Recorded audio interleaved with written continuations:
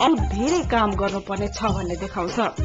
यसै सत्यलाई आत्मसात गरी आद्रा नेपालले नेपाल सरकारको उद्देश्य र रणनीतिलाई अवलम्बन गरी अमेरिकी सहयोग नियोग, USAID को आर्थिक सहयोग, आद्रा इन्टरनेशनलको प्राविधिक सहयोग र नेपाल सरकार तथा नेपाल रेड क्रस सोसाइटीको साझेदारीमा पूर्वाञ्चल क्षेत्र परिवार नियोजन विस्तार परियोजना सञ्चालनमा ल्याएको छ।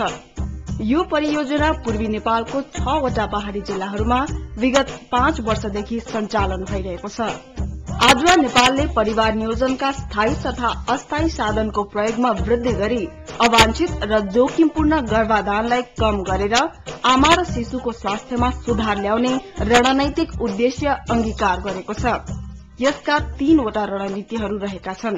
एउटा चाहिँ कम्युनिटी मोबिलाइजेसन गरेर कम्युनिटीको इन्ट्रेस्ट र चाहनामा वृद्धि गर्ने, परिवार नियोजन सेवाको पहुँच दर अथवा त्यसलाई एक्सेस पनि भन्छौं त्यो बढाउने, हाम्रो यो जति पनि एक्टिभिटिज अथवा फ्यामिली प्लानिङसँग सम्बन्धित कुराहरू छ त्यसको चाहिँ क्वालिटी एस्योर गरेर यो 3वटा कम्पोनेन्टलाई चाहिँ हामीले विशेष गरी जोड गरेका छौं। नेपाल रेड क्रस सोसाइटीको सहकार्यमा समुदाय परिचालन अन्तर्गत जुनियर तथा युवा रेड क्रस सर्कल, महिला स्वास्थ्य स्वयंसेवक, पुरूष समूह, साथी शिक्षक, स्वास्थ्य शिक्षक, स्थानीय स्वास्थ्य संस्था व्यवस्थापन समिति तथा जिल्ला प्रजनन स्वास्थ्य समन्वय समिति गठन र तालिम दिई परिचालन गर्ने काम गरिरहेको छ।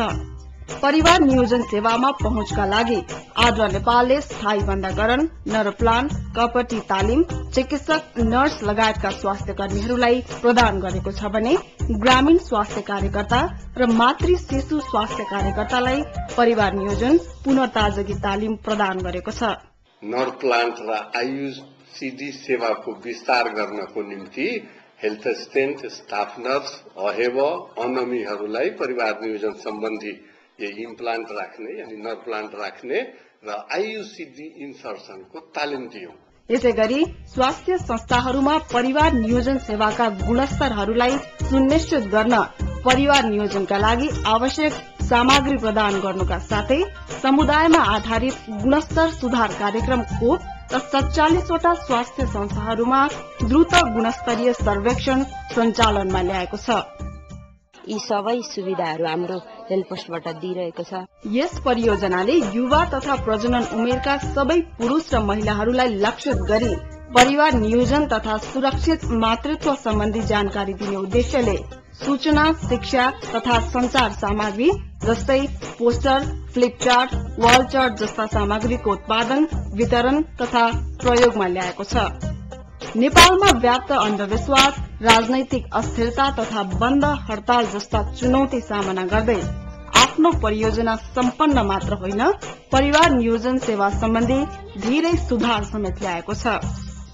हिजो रेडियो टेलिभिजनमा परिवार नियोजन सम्बन्धी सन्देश आउँदा लाजले तर्किनेहरू आज समाजमा खुलेर यस बारेमा कुरा गर्न थालेका छन्। जब त्यो ट्रेनिङ लिएपछि हामी खुलेर खुलस्त रूपमा भन्न सक्थ्यौं भने त्योभन्दा अगाडि हामीलाई आफूलाई लाज लाग्ने जस्तो कसरी कुरा गर्ने भन्ने जस्तो फिल हुन्थ्यो। आद्रा नेपालले विभिन्न कठिनाईका बावजुद 5 वर्षीय परियोजनाको सफलतापूर्वक समापन मात्र होइन अन्तिम सर्वेक्षण र गुणस्तरीयतामा आधारित अन्तिम मूल्याङ्कन समेत गरिसकेको छ। यही सिलसिलामा काठमाडौँमा एक पुनरावलोकन कार्यक्रमको आयोजना गरिएको थियो।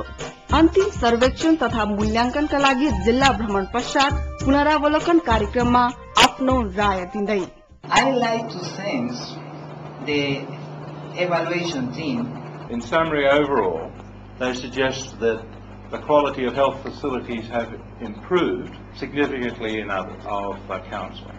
With local organizations that had actually increased the capacity. Family planning seems to be one of the major things because the total fertility has gone down from 6 to 2.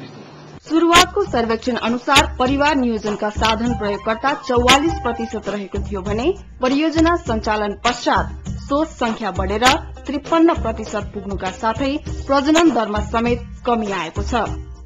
त्यस्तै परियोजना सञ्चालन पूर्व परिवार नियोजन सेवा उपलब्ध गराउने संस्था सेवा लिने व्यक्तिको घरदेखि 5 किलोमिटर भित्र 47.5% रहेको थियो भने परियोजना सञ्चालन पश्चात यो संख्या बढेर 87% पुगेको छ।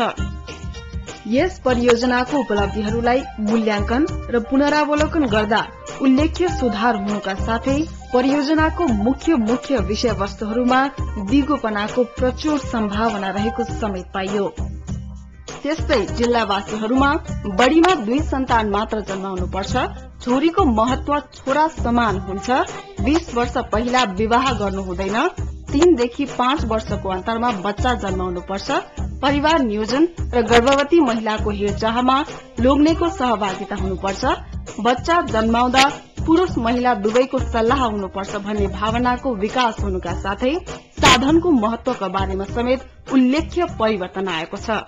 यहाँ अहिले आटा नेपालको कार्यक्रम लागू भइसके पछाडि स्वास्थ्य चौकीमा परियोजनाका अस्थायी साधनहरू पर्याप्त रूपमा उपलब्ध भइरहेको छ अनि परियोजनाका साधनहरू चाहिँ प्रयोग गर्नुपर्छ भन्ने जो चेतना कन्सेप्टको चाहिँ वृद्धि भएको छ।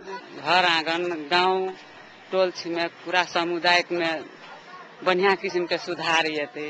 परियोजना सञ्चालनले व्यक्तिमा मात्र होइन स्वास्थ्य प्रणालीको सुधारमा समेत परिवर्तन आएको पाइएको छ, जसमा परामर्शका लागि गोप्य कोठाको व्यवस्था, अस्पतालबाट निस्कने फोहोरको उचित व्यवस्थापन, साधनहरूको उचित भण्डारण, अभिलेख राख्ने प्रवृत्तिमा विकास, रिपोर्टिङमा सुधार र समुदायसँग समन्वयकारी भूमिका आदि रहेको छ।